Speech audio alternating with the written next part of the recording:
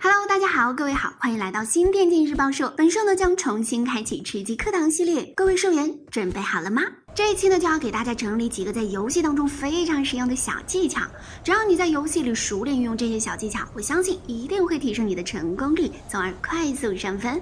一、占据地形。在游戏里呢，占领一个好的阵地，那么这一整场比赛可以说是已经赢了一半哦。我们经常会遇到一些敌人从高处往下打，那么遇到这种情况的时候，我们到底应该怎么办呢？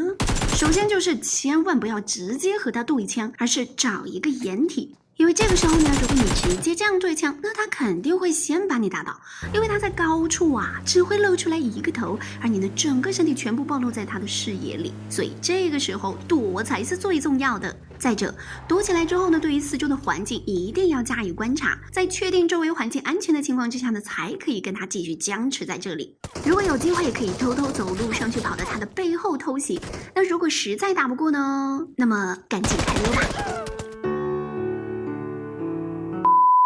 二、开镜和盲狙这两个开枪方式呢，最主要的区别就在于你能否精准的对敌射击。有的时候呢，盲狙也会得到不错的效果。如果你发现敌人并且准备打近战的时候呢，就不用再开镜头了，否则在你开镜的那一刹那就已经被敌人 over 了。而且呢，在你开镜之后呢，整个视野将会大大缩小。如果敌人这个时候一边走位一边攻击的话，那么你不仅会丢失目标，还会成为一个活靶子。所以呢，在这种情况之下，最好的办法就是和敌人盲狙。当然啦，在和敌人刚枪的时候呢，一定不要像个傻子一样的定在原地，一定要边开枪边走位的了，兄弟。那这样呢，才可以让敌人没有办法精准的瞄准你。同时呢，这个时候还可以使用拜佛这一枪法呢，让敌人不清楚你下一步到底会落到哪里。只要保证他没有办法伤害到你，那么你的胜算就会大幅增加啦。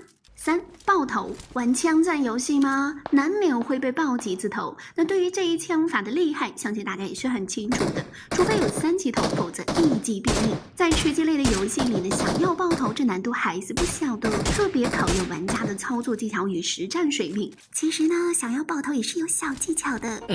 当你看到敌人的时候，第一步应该是把枪口尽量往上抬。如果首发没有命中目标，那么换个位置再多打几下咯。在预瞄的时候呢，最好将准心放在敌人头部以上的位置，因为子弹在打出来之后呢，会有一个下降的痕迹，所以呢，把枪抬起来一段距离就可以打中敌人的脑袋啦。虽然有这个小技巧呢，但是想要精准的爆头，还是需要玩家在游戏当中多加练习。练习时，如果碰到敌人离自己很近的时候呢，就不要一直把枪口对着敌人的脑袋了，在这个时候保命更要紧啊。想要练习这一枪法呢，还是要在训练场地多加练习，或者是离目标较远的时候。4、利用投掷物。想要在和平精英当中成功吃鸡，光靠手里的3把枪是远远不够的。如果敌人一直在掩体后面藏着，这个时候能够将敌人击杀或者是将其逼出掩体的主要方法就是丢手雷或者燃烧瓶了。当然手雷呢也不是随随便便往外一扔就完事了，丢手雷呢也是有讲究的。所以呢，在空闲的时候大家可以多多练习一下这一点，找找手感。只要能够把手雷丢好，那么吃鸡对于你来讲呢就轻松喜得啦。另外呢，在搜物资的时候，如果看到烟雾弹就多装一点。